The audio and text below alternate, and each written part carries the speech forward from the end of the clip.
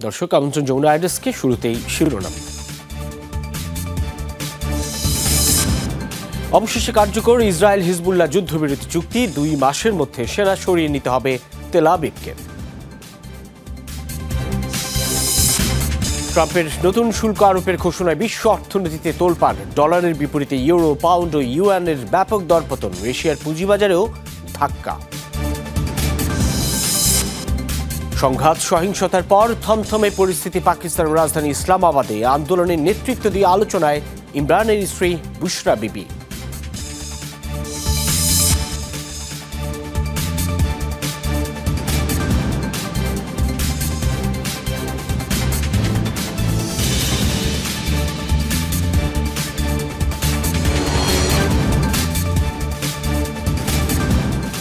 শিরোনাম দেখছিলেন। এসবের বিস্তারিত সহ আরও কিছু খবর নিয়ে যমুনা আইডেস্কে আপনাদের সাথে আছি আমি সাইফুদ্দিন রবিন।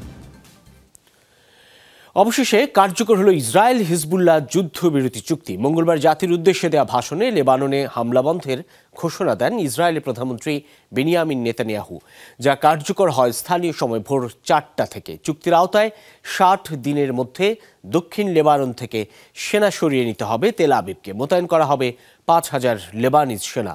পাশাপাশি ইসরায়েলে হামলা বন্ধ করবে হিজবুল্লাহ।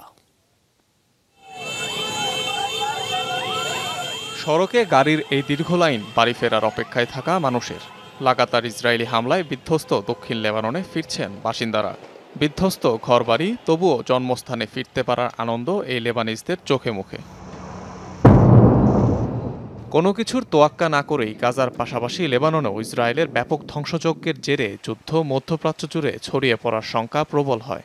গোটা বিশ্বই যখন নেতানিয়াহুর লাগাম টানতে ব্যর্থ, তখন প্রশ্ন উঠেছিল এই ইসরায়েলকে থামাবে কে। 1 বছরেরও বেশি সময় পর এলো উত্তর। অবশেষে বিভিন্ন মহলের তৎপরতায় হিজবুল্লাহর সাথে যুদ্ধবিরতির চুক্তিতে সম্মত হলো ইসরায়েল। 1 বছর আগে যে হিজবুল্লাহ আমাদের বিরুদ্ধে হামলা শুরু করেছিল, সে অবস্থানে আর নেই। কয়েক দশক পিছিয়েছে তারা। আমরা তাদের নেতা নাসরাল্লাহ সহ অনেক শীর্ষ নেতাদের হত্যা করেছি।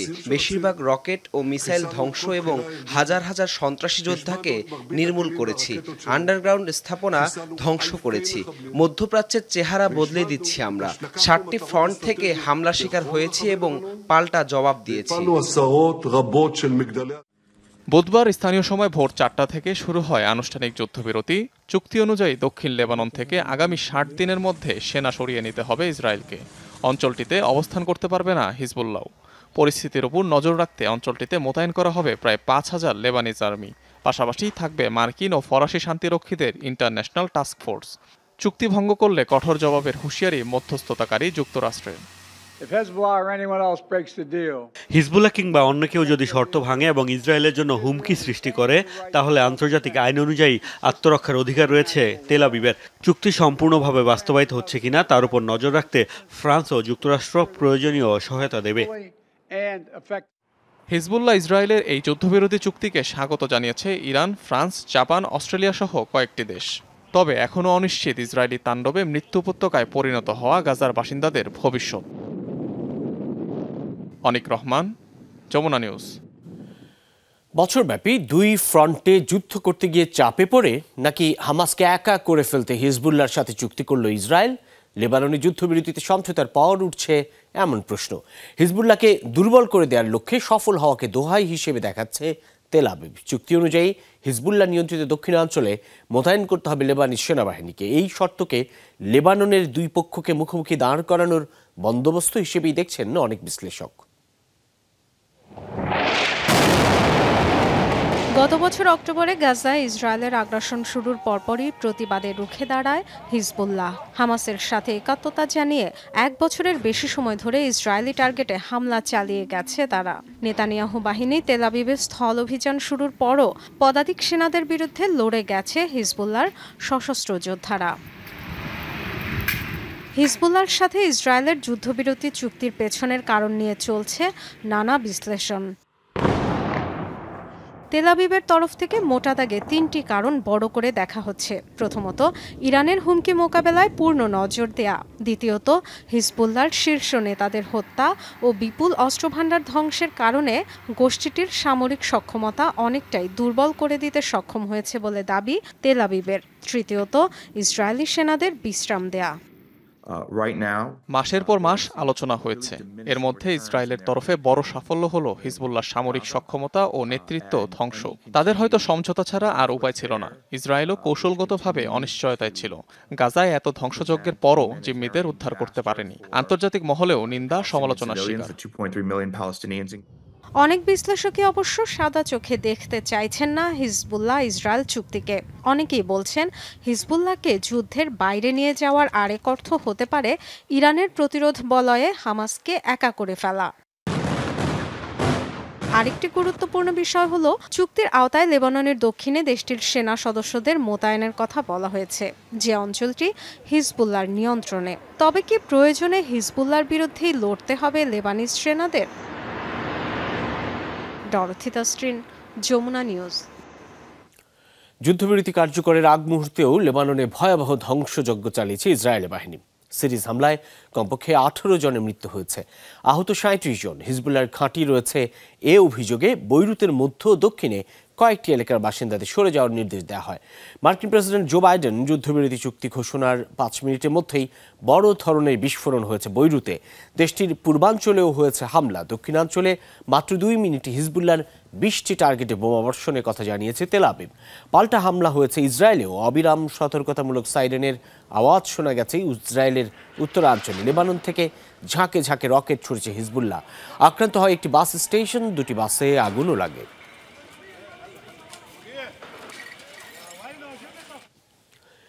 মিয়ানমারের জান্তা বাহিনীর সাথে আলোচনায় রাজি হয়েছে একটি বিদ্রোহী গোষ্ঠী। মিয়ানমার চীন সীমান্ত এলাকায় দীর্ঘ 1 বছর ধরে জান্তা বাহিনীর বিরুদ্ধে লড়াই করছে তাং ন্যাশনাল লিবারেশন আর্মি TNLA। তারা বিদ্রোহী গোষ্ঠীগুলোর জোটের অংশ। গত সোমবার গোষ্ঠীটি শান্তি আলোচনায় নিজেদের আগ্রহের কথা জানায়। বলা হচ্ছে, জান্তাদের বিরুদ্ধে ব্যাপক সাফল্যের পরও চীনের চাপে আলোচনায় রাজি হয়েছে TNLA। এদিকে প্রতিবেশী মিয়ানমারের শান্তি ফিরিয়ে আনতে সব রকমের সহায়তা করা হবে বলে জানিয়েছে চীন। মঙ্গলবার এক ব্রিফিংয়ে দেশটির পররাষ্ট্র মন্ত্রণালয় জানায়, সংঘাত বন্ধের যে কোনো প্রচেষ্টায় ভূমিকা রাখতে চায় দেশটি।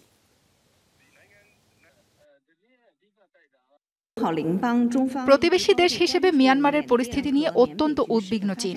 মিয়ানমারে যে কোনো সংঘাত ও বিশৃঙ্খল পরিস্থিতির বিরোধিতা করি আমরা। সব পক্ষকে লড়াই বন্ধের আহ্বান জানাই। আশা করছি দেশটিতে শীঘ্রই স্থিতিশীলতা ফিরবে। আলোচনার মাধ্যমে মিয়ানমারের উত্তরাঞ্চলে শান্তি ফেরাতে বেইজিং প্রচেষ্টা চালিয়ে যাবে।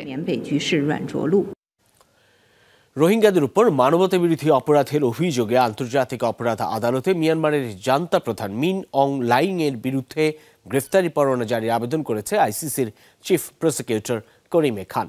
বুধবার চিফ প্রসিকিউটরের কার্যালয়ের এক বিবৃতিতে তথ্যটি নিশ্চিত করা হয়। ICCর প্রি ট্রায়াল চেম্বার 1-এ গ্রেফতারি পরোয়ানার এই আবেদন করা হয়েছে বলে জানানো হয় বিবৃতিতে।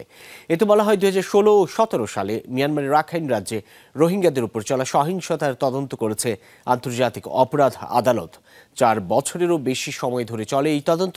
সংগ্রহ করা হয়েছে মানবতাবিরোধী অপরাধ সংক্রান্ত যাবতীয় তথ্য। মিয়ানমারের কোনো উচ্চপদস্থ সরকারি কর্মকর্তার বিরুদ্ধে এটিই প্রথম গ্রেফতারি পরোয়ানা জারির আবেদন। চীন, কানাডা, মেক্সিকোর উপর ট্রাম্পের নতুন শুল্ক আরোপের ঘোষণায় বিশ্ব অর্থনীতিতে উঠেছে তোলপাড়। ট্রাম্পের এই হুঁশিয়ারি পরপরই মার্কিন ডলারের বিপরীতে ব্যাপক দরপতন হয়েছে ইউরো, পাউন্ড, ইউয়ান সহ বেশ কয়েকটি মুদ্রার। ধাক্কা খেয়েছে এশিয়ার প্রধান শেয়ার বাজারগুলো। বিশ্লেষকদের ধারণা, এমন সিদ্ধান্তে প্রভাবিত হবে অন্যান্য দেশগুলোও। মার্কিন বাণিজ্য নীতিতে যে আবারও বড়সড় পরিবর্তন আসতে চলেছে ট্রাম্পের জয়লাভের পর, তা অনেকটাই স্পষ্ট ছিল। চীন, কানাডা এবং মেক্সিকোর উপর ট্রাম্পের শুল্ক আরোপের ঘোষণা সেই ধারণাকেই সত্য করে তুলল। ক্ষমতা হাতে নেবার প্রথম দিনই দেশ 3টির ওপর শুল্ক আরোপের ঘোষণা দেন তিনি। মার্কিন প্রেসিডেন্টের এমন ঘোষণার পর থেকেই চলছে চুলচেরা বিশ্লেষণ। আবারও কি 2 পরাশক্তির মধ্যে বাণিজ্য যুদ্ধ দেখতে যাচ্ছে বিশ্ব? শুধু যুক্তরাষ্ট্রেই নয়, বিশ্লেষকদের দাবি ট্রাম্পের শুল্ক আরোপের সিদ্ধান্তের প্রভাব পড়বে অন্যান্য দেশেও। যুক্তরাষ্ট্রে প্রতি বছর যে পরিমাণ আমদানি হয় তা জিডিপির 15%, কিন্তু অনেক দেশের জন্য এই পরিমাণ উল্লেখযোগ্য হারে আরও বেশি। তাই এই সিদ্ধান্তের প্রভাব অনেক বড়। এই শুল্ক নীতি মার্কিন অর্থনীতির চেয়ে অন্যান্য দেশগুলোতে আরও বড় প্রভাব ফেলবে। এদিকে এরই মধ্যে বিরূপ প্রভাব পড়তে শুরু করেছে বিশ্ব অর্থনীতিতে। কয়েক বছরের ইতিহাসে মার্কিন ডলারের বিপরীতে ব্যাপক দরপতন হয়েছে চীন, কানাডা ও মেক্সিকান মুদ্রার। বিনিময় হার কমেছে ইউরো, পাউন্ড ও অস্ট্রেলিয়ান ডলারেরও। দরপতনের দেখা মিলেছে এশিয়ার মূল শেয়ার বাজারগুলোতেও। এমন পরিস্থিতিতে মার্কিন বাজারের বিকল্প খুঁজছে কেউ কেউ। যুক্তরাষ্ট্রের বাজারের চেয়ে এখন মধ্যপ্রাচ্যের বাজার অনেক ভালো। মধ্যপ্রাচ্য থেকে আমরা অনেক বেশি গ্রাহক পাচ্ছি। মূল্য কিংবা পরিমাণ বিবেচনা করলে তা যুক্তরাষ্ট্রের তুলনায় অনেক ভালো। এই সমস্যার সমাধান আমাদের হাতে নেই। এখন যা করতে পারি তা হলো অন্যান্য দেশগুলোতেও রফতানির পরিমাণ বৃদ্ধি করা। উদাহরণস্বরূপ মধ্যপ্রাচ্য, আফ্রিকা, দক্ষিণ আমেরিকা, রাশিয়া কিংবা দক্ষিণ পূর্বাঞ্চলীয় দেশগুলো। এটা না করতে পারলে আর কোনো উপায় নেই। এর আগে মঙ্গলবার চীনসহ 3 দেশের ওপর শুল্ক আরোপের ঘোষণা দেন ট্রাম্প। কানাডা, মেক্সিকান পণ্যের ওপর 25% সহ চীনা পণ্যের ওপর অতিরিক্ত 10% শুল্ক আদায়ের হুঁশিয়ারি দেন তিনি। গেল বছর চীন, কানাডা, মেক্সিকো থেকে যুক্তরাষ্ট্রে আমদানিকৃত পণ্যের মূল্য ছিল $1.5 ট্রিলিয়ন কাছাকাছি। অনিক রহমান, যমুনা নিউজ। ব্যাপক সংঘাত, সহিংসতার পর থমথমে পরিস্থিতি পাকিস্তানের রাজধানী ইসলামাবাদে। বুধবার বিক্ষোভ কর্মসূচি সাময়িকভাবে স্থগিতের ঘোষণা দিয়েছেন সাবেক প্রধানমন্ত্রী ইমরান খানের দল পিটিআই। এক বিবৃতিতে দলটি জানায়, নিরস্ত্র মানুষের উপর হামলা চালিয়ে ইসলামাবাদকে কসাইখানায় পরিণত করার পরিকল্পনা করছে শাহবাজ সরকার। এই কারণেই স্থগিত করা হয়েছে কর্মসূচি। এরই মধ্যে তুলে নেওয়া হয়েছে বিধিনিষেধ, খুলে দেওয়া হয়েছে ইসলামাবাদের সাথে সংযোগকারী সড়কগুলো। এর আগে বিক্ষোভের জেরে মঙ্গলবার ব্যাপক ধরপাকড় চালায় নিরাপত্তা বাহিনী। সারা দেশে আটক হন 4000-এর বেশি মানুষ। গোলাগুলিতে প্রাণ যায় 6 নিরাপত্তা সদস্যের। আধ্যাত্মিক ক্ষমতার পীর হিসেবে পরিচিত বুশরা বিবি এবার সক্রিয় পাকিস্তানের রাজনীতিতে। সাবেক প্রধানমন্ত্রী ইমরান খানের উত্থানের পেছনে বড় ভূমিকা থাকলেও এতদিন পর্দার আড়ালে ছিলেন তিনি। সম্প্রতি স্বামীর মুক্তির দাবিতে রাজপথে নেমেছেন বুশরা। আন্দোলনে সক্রিয় হয়ে আলোচনার জন্ম দিয়েছেন ইমরানের বোন আলিমা খানও। রাজনীতিতে পরিবারতন্ত্রের কঠোর সমালোচনাকারী ইমরান খানের স্ত্রী ও বোনের এই ভূমিকা নিয়ে বিদ্রূপ করছেন তার সমালোচকরা। ক্রিকেটার থেকে প্রধানমন্ত্রী ইমরান খানের রাজনৈতিক উত্থানের নেপথ্যের কারণ ভাবা হয় বুশরা বিবিকে। স্বামীর পাশে থাকলেও অবশ্য কখনো রাজনীতিতে সক্রিয় ছিলেন না, বরাবরই এড়িয়ে চলতেন গণমাধ্যমকে। প্রচলিত রয়েছে আধ্যাত্মিক ক্ষমতার অধিকারী বুশরা বিবি ব্যস্ত থাকেন ধর্মীয় রীতিনীতি পালনেই। কঠোর পর্দার আড়ালে থাকা সেই বুশরা বিবি সবাইকে চমকে দিয়ে গত 22 নভেম্বর প্রকাশ করেন এক ভিডিও বার্তা। ইমরান খানের মুক্তির দাবিতে বিক্ষোভের আহ্বান জানান তিনি।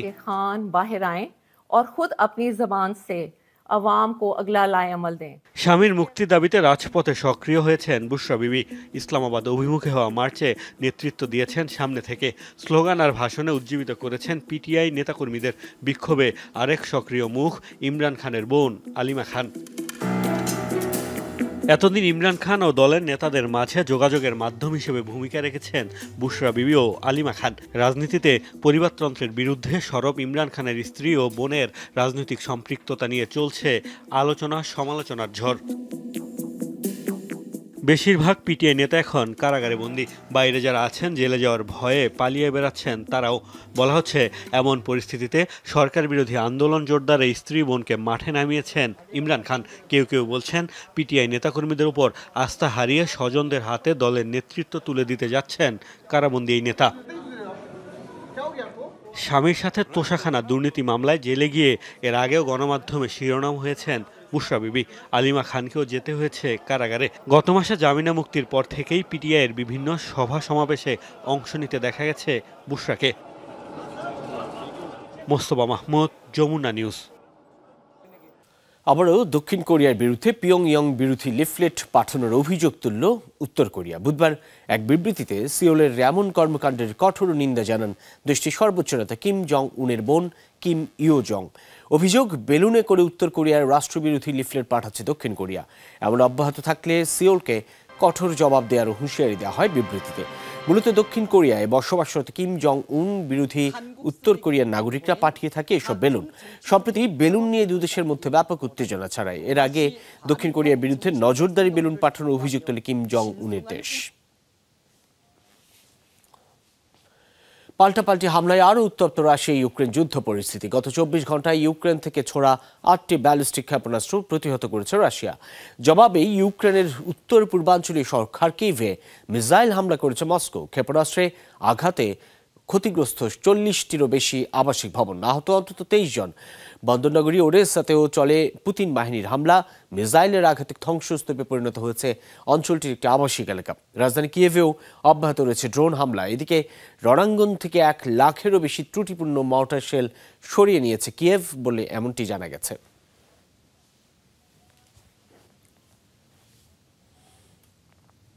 মারা গেছেন বিশ্বের সবচেয়ে বয়স্ক ব্যক্তি। 112 বছর বয়সে প্রাণ হারালেন যুক্তরাজ্যের নাগরিক ব্রিটন জন টিনিসুট। সোমবার দেশটির সাউথপোর্ট এলাকার একটি পরিচর্যা কেন্দ্রে মৃত্যু হয় তার। মঙ্গলবারের ব্রিটনের পরিবারের বরাত দিয়ে বিষয়টি নিশ্চিত করে Guinness book of world records কর্তৃপক্ষ। চলতি বছর এপ্রিলে 114 বছর বয়সী ভেনেজুয়েলার নাগরিক হুয়ান ভিসেন্তে পেরেজের মৃত্যুর পর খেতাব নিতে ভূষিত হন ব্রিটন জন টিনিসুট। জীবদ্দশায় দ্বিতীয় বিশ্বযুদ্ধ সহ নানা ঐতিহাসিক মুহূর্তে সাক্ষী ছিলেন তিনি। কাজ করেছেন ব্রিটিশ রয়্যাল আর্মি সহ একাধিক তেল কোম্পানিতে। 1912 সালের 26 আগস্ট ইংল্যান্ডের লিভারপুলে জন্ম হয় ব্রিটনের। ধূমপানের বিরুদ্ধে ব্যাপক কড়াকড়ির সিদ্ধান্ত নিয়েছে যুক্তরাজ্যের সরকার। মঙ্গলবার এই ইস্যুতে একটি বিলের ওপর ভোটাভুটি হয় ব্রিটিশ পার্লামেন্টের হাউস অব কমন্সে। দীর্ঘ বিতর্কের পর টোবাকো অ্যান্ড ভ্যাপস বিলের পক্ষে ভোট দেন 415 জন আইন প্রণেতা, 47 জন অবস্থান নেন বিপক্ষে। বিলটিতে বলা হয়েছে ব্রিটেনে 15 বছরের কম বয়সীকে সিগারেট বা ভ্যাপ কিনতে পারবে না। ভেন্ডিং মেশিন থেকে ভ্যাপ বিক্রি এবং ভ্যাপের বিজ্ঞাপন নিষিদ্ধের কথাও বলা হয়েছে। এছাড়া বাবলগাম বা কটন ক্যান্ডির মতো ফ্লেভার ব্যবহার করা যাবে না ভ্যাপে, যেগুলো শিশু ও তরুণদের মধ্যে চাহিদা তৈরি করতে পারে। প্যাকেজিংয়েও আনতে হবে পরিবর্তন। বেশিরভাগ আইন প্রণেতার সমর্থন পাওয়ায় পরবর্তী ধাপে উঠবে বিলটি। বিগত কনজারভেটিভ সরকারও উদ্যোগ নিয়েছিল ধূমপান মুক্ত প্রজন্ম তৈরি, তবে সরকার পরিবর্তন প্রক্রিয়ায় আর আইনি রূপ হয়নি। যমুনা আইডেস্ক এ পর্যন্তই। এতক্ষণ সাথে থাকার জন্য ধন্যবাদ সকলকে।